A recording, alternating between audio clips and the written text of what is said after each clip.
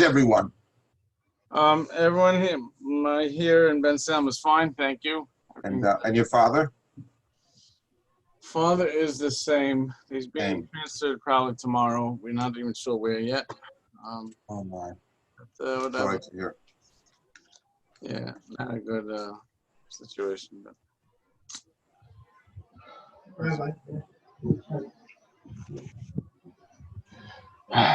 All right, fine. Okay, so now last week. Excuse me, Rabbi, I just want to tell you, because we have a Zoom meeting with our children, we can't see them in person. We have to leave about 5 minutes early or so. Okay, no problem. Okay. No problem. Okay, thank you. Just wanted you to know. Okay. Now you're going to have to remind me. I apologize. I don't remember. You know, last week, I think I was in Cleveland. And and the week before, you were on your way to Cleveland. Whatever. So, okay. So, I got to get my bearings back in place here. 1 second.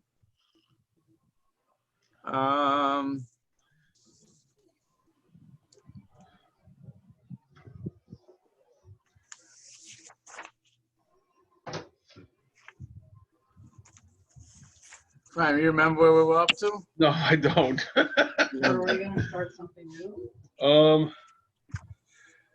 We were not doing. Oh, were we doing brachas? Were we doing the beginning of volume 2? I don't remember. I really am embarrassed to say I don't remember what we were doing. Yeah, okay. I think you wanted to do brachas. Brachas. Okay, so hold on. I have a question.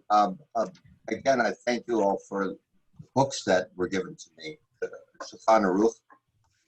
And I want to know if you're using that or can I use that? What? What book are you using? What book are you using today? In other words, we're using volume 2 of the set that you got.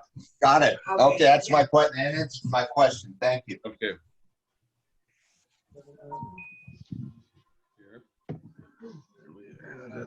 Okay. And this is whatever similar we're on volume 2. I don't know what's fine. Okay, give me 1 second. We're just trying to figure out where we are. Okay, if I remember correctly now, I think we were in the laws of immersing utensils, 737, Lamed Zayin. Forgive me if I'm wrong, please correct me. I really don't remember. Whatever.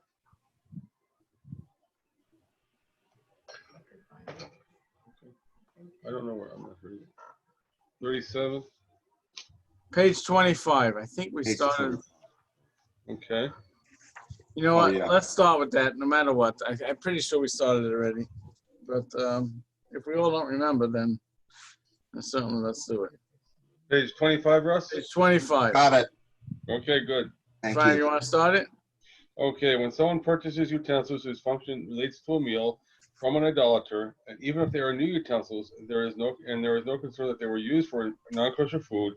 If they are made of any type of metal or glass, he is forbidden to use them for any food purpose, even for cold foods, until he immerses them in a spring or in a mikveh that is valid for immersion of a woman who is nida.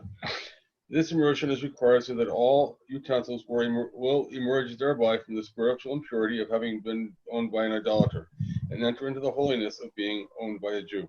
So in other words, it's irrelevant that the non-Jew never used it. That doesn't make a difference. The point is that it was owned by a non-Jew. It has to now be dipped into the mikveh. So even let's say your grandmother had a pot and she kept kosher. You're not worried about anything being not kosher that was ever used with the pot. But it was never dipped in the mikveh. They didn't know this law. And you got it now, it's been used for 50 years, it's irrelevant. You have to still dip it in the mikveh because it's got to go one time. One time only into the mikveh, and then you're done for lifetime. Go ahead. All right. Before the immersion, one is to recite a blessing. When immersing one utensil, one recites a Sherti Chana Misasofis Iwana Al Tefillah Keli. Now, Keli is singular. So in Hebrew, there's a difference between Keli and Kelim. Keli is a singular, So it means Hashem gave us a mitzvah to dip in one utensil.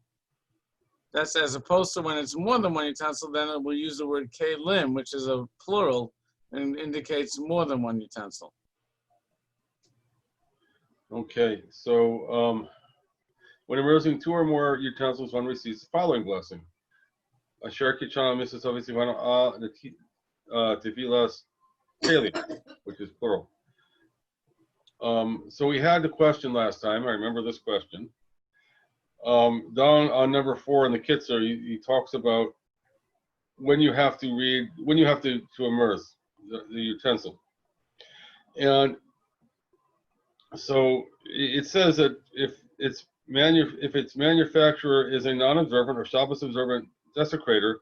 We got to read it. Go ahead. Number 4 on bottom. Go ahead. Okay, utensils manufactured by idolaters require immersion with a blessing. If the utensils were manufactured by a Jew, they do not require immersion.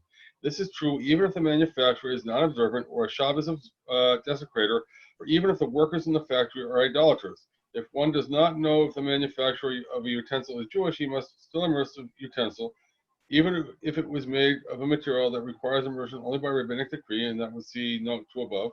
However, since there is a doubt whether immersion is required, he should not recite the blessing. Nevertheless, utensils manufactured in countries where all or most of the manufacturers are idolaters require immersion with a blessing. There is a lack of doubt whether utensils that were manufactured by a Jew and sold by an idolater require immersion. Therefore, when it purchases them from an idolatrous merchant, should immerse them without reciting a blessing. So from this, we had the question of what is it the owner of the factory that makes it, is the owner of the factory is a Jew, you have to immerse it, or is it the person who does the last hammer blow? And also by this, we don't know necessarily who owns the factories anymore, so why do we say anything with a bracha? Well, okay. Especially on the my note, it's a funny thing. Can somebody look at the front page of your book that you're reading from just now? I want to know when it says on the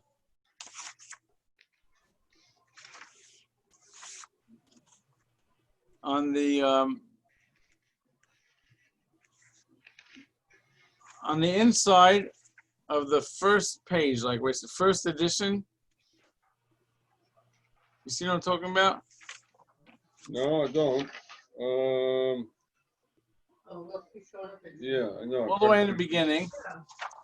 In the beginning, you have Masorah Heritage Foundation. Okay, right, got it, right. The next page on the side B, Climate Edition, and then on side B of that. You have that? Right. Okay, what does it say on top there? First edition on top you have? Yeah, right. And what's it say? Keep on reading. First impression, August 2009 to August 2013. Published and distributed by Masorah Publications. Okay, I was saying, so you have to August 2013? Right. Okay, so I'm going to ask you a favor because I don't. I was wondering when you're reading it, can you reread that note 4? I have a different note 4. Oh, okay. They obviously changed it. So can you read it again? Okay. Utensils manufactured by idolaters require immersion with a blessing. If the utensils were manufactured by a Jew, they do not require immersion. This is true even if the manufacturer is non-observant or a Shabbos desecrator, and even if the workers in the factory are idolaters. If one does not know if the manufacturer of a utensil is Jewish, he must still immerse the utensil, even if it is made of material that requires immersion only by rabbinic decree. See above note 2. However, since there is a doubt whether immersion is required or he should not recite the blessing. Nevertheless, utensils manufactured in countries where all or most manufacturers are idolaters require immersion with a blessing. There is a halakhic doubt whether utensils that were manufactured by a Jew and sold to an idolater require immersion. Therefore, one who purchases them from an idolatrous merchant should immerse them without reciting a blessing. I understand. Okay, fine. All right, so I do have basically the same, just in different order. I don't know why they switch things around, but okay. So now the question is, you're asking, so what about, I went today to Walmart and I bought a pot and it was made in China. So, the knee-jerk reaction would be, Walmart's, I'm assuming not a Jewish company. I don't know. It was. It's not privately held anymore, which means it's owned by a number of stockholders, which means if you wait to Byron Cutler said that something that's owned by stockholders, you go by the majority of stockholders. Okay. The majority of stockholders not Jewish, it's considered owned by non-Jews. Right. It becomes relevant for Pesach, but I am assuming we could do the same thing over here. That, Right. If it's stock, a publicly traded company, it's owned by the stockholders, and most of them are not Jewish, then we would say, I would assume you should make a blessing. Now the question goes back to the manufacturer. Because we're saying if it's manufactured by a Jew, even if he sold it to a non-Jew, then you would not make a blessing. You'd have to immerse it, but without a blessing. And if here, with just because I see made in China, and I'm pretty sure none of the laborers are Chinese people, but who owned the factory? I would say that I would again, not knowing, I would just, by my knee-jerk reaction, I would assume that most companies in China are owned by non-Jews, even though so many Jews do business there. But in the scheme of things, I can't imagine that's a majority. I just can't imagine it. Maybe you may tell me I'm wrong. I just can't imagine it. I would assume. No, I think in China, the way the government works, it's not going to be totally owned by anybody that doesn't live in the country. It's not a Chinese.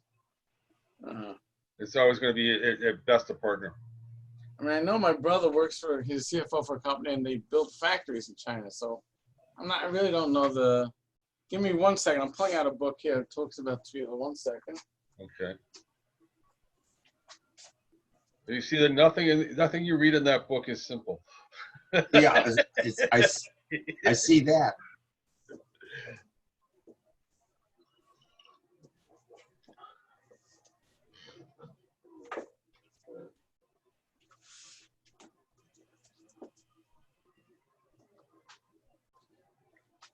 Okay, so I have in my hands actually 2 books about immersing. One of them is from Rabbi Forsheim on Lakewood. Let me just see if he talks about this. God bless you. Thank you. Okay, page 25 here.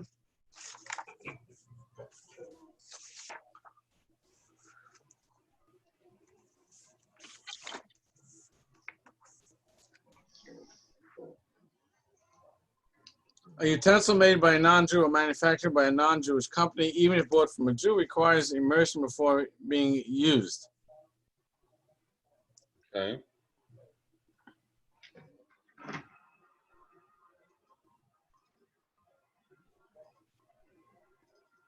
Okay, here. For one who is unsure who made or manufactured a specific utensil, it requires immersion with a blessing if it's from outside of Israel. So there you got it. Forget about China. He's saying it even in the United States of America. Yeah, so that's his psak. Rabbi Forsheimer says, forget it. If it's not made in Israel, you're done. You have to make immersion unless they tell you. Now there are hardware stores in Lakewood that will tell you on certain products no immersion required. And what they mean to say is that this is manufactured in a Jewish place or Jewish company. So again, that means they happen to know that. So we're saying that if the company is owned by a Jew, it doesn't matter who does the last hammer blow. Well, that's a good question. Now you're saying, okay, very fine, dandy. I'm assuming, you're telling me if it's manufactured outside of Israel, I'm allowed to assume it's non-Jews and make a bracha. And what if I know for a fact it's owned by a Jew, the company, and the workers are non-Jewish? That's what you're all asking. non-Jewish. Huh? If you go to almost any Jewish factory, you don't find Jews on the factory floor doing the manufacturing. Generally not. Generally they're Hispanic or whatever. Okay, so the answer is that does not require immersion. That is that footnote that you just read. That I have in a different order, but I also have the same. You both have the same. The bottom line is, he quotes what Moshe Feinstein saying that manufactured by a Jew, even if the workers are idolaters, does not require immersion. Okay. So therefore, if your friend does own a factory in China, if he does, or in Singapore or Hong Kong or whatever, immaterial. If he really owns it, and the Jews, the non-Jews are workers, it will not require immersion. And I'm going to assume that when you go to center of town and see these pots that say on them, no tefillah required, no immersion required, that's what they're saying, that they happen to know the guy who sold it to them owns the factory, the actual factory, wherever it was manufactured, irrelevant, and therefore, even though the workers are non-Jews, it doesn't require immersion. I'm going to assume that's the, that is what's going on. All right. Okay, All right, so thank you. I'm very glad we clarified this. Now I do remember. The last time we learned, you asked us, or 2 times ago, and I Yeah. told you I'm going to look it up, and I can't say I did, but now we did. So I'm very glad we clarified it. It's a very important thing to know. And I just want to add to why it's, because the idea is that not to make a blessing when we're supposed to is considered a very wrong thing. It's a very terrible thing. But on the other hand, to make a blessing when in doubt is also very wrong. So it really is important to clarify, is the blessing required or not? And I'm very happy we have this now, this rule in front of us. The bottom line is, made outside of Israel, we're going to assume that it's rightfully so, that blessing is required unless we know otherwise. Okay, go ahead, number 2. since utensils require immersion specifically in a place that is valid for immersion, for the immersion of women, therefore one must be careful not to immerse them in rivers when they are swollen from rain or melting snow. This is very common. This is a very common situation before Pesach, when the rivers are swollen and people immerse utensils there. However, it is not a proper practice. See below SIF 162. Okay, so let's just try to explain a little bit about what he's talking about here. What he's saying is, a mikvah to be kosher has to be that the water is stationary. The water in a mikvah, this is not a rabbinical din, this is a law, this is a Torah prohibition. Water in a mikvah has to be stationary, it can't be moving. It has to be natural source the water comes from, rainwater, and it has to be that it's stationary. If you have a hole in the mikvah and the water is moving, flowing out, you gotta go. Yeah. Okay, so Thank you you. go. Happy Father's Day. Thank you. Thank you to you too. Yeah, happy Father's Day. Enjoy. Thank you. No problem. My pleasure. Okay, Ephraim, I'll just tell you this thing and then we'll leave next week. So the halacha is that water of a mikveh must be stationary. Right. Water of a natural source, a mayan they call it, a natural spring or an ocean can be moving. Right. So the Gemara talks about the following problem. There was a place where they had a river and the mountains would feed into the river. And in the spring, all the snow was melting and coming down. That snow is not coming from a natural source. It's rainwater that's melting.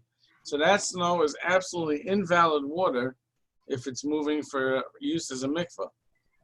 And since it was a lot, we're not talking about a little bit of melting, it's not huge amounts, it would actually be the majority of the water, or maybe the edges of it were all that water, and therefore the Gemara says it's invalid for a lady to use that to immerse in. So he's saying what happened was Pesach time is in the spring, and people would buy new utensils for Yantif. And the Kitzur is telling you that what they would do is they would go to the local river and dip it in. And you have exactly this issue that you're dipping into a natural water that's moving, which is invalid. And therefore he says you can't use it as a mikvah. Can't use it to dip the utensils. So if you were going to do that, I remember when I was in Yardley and people would buy a new pot and they couldn't get to the mikveh. So they'd go to the local stream and they'd dip it there. Which now I have huge questions about. So if there's a stream and there's a side pool that's big enough for a mikveh, then that's okay to tavel because the water's not moving. If the water's not moving and it's natural water. Right. However, in the spring when the snow is melting and it's all that other stuff, then you forget it. It's not a question. Yeah, now if it's a man-made stream, I don't know about that then. That would be Like a canal, you have a problem with a canal. Man, I know in Lakewood there was a big to-do about whether the lake was natural or not. They decided it was. Yeah. I'm not saying they're wrong. I'm just saying that that was the final verdict, that it is. And then they wanted you to use, like you're saying, the side parts, which either they're shorter, man, I guess because they weren't moving. Maybe I don't remember why they wanted to use the side. Actually, that's not again what they wanted about the lake and lake in Lakewood. But the So- bottom line is, it has to be not man-made. That's So you couldn't dig a pit off the side of the river and divert some water into it. well, I don't know about that. That you see, I don't Because there's a Gemara where you there's a didn't take Gemara where they water talk about and doing spill something- it there. It's not Say like what? it was a utensil. You Right. sort of led the water that was natural into that area. But it's a man-made hole. Okay, so we're gonna have to clarify that for next time. Because I remember a Gemara where one of the Rebbeim, one of the Tanas, Tanaim, or I think a Tana, would dig a hole off the side of the ocean for his daughters to immerse him. Shmuel, okay, so but I think it was all natural water. The question is, Yeah, well, it's off the ocean. natural water, then you shouldn't have, yeah, I hear you. I think you're right. The answer is I do think you're right. I want to double check. I do Okay. think you're right. Hmm. As far as I know, you're right. Okay. Have a good day. Okay, you too. Aslacha. Okay, be well. Talk to you. Bye-bye.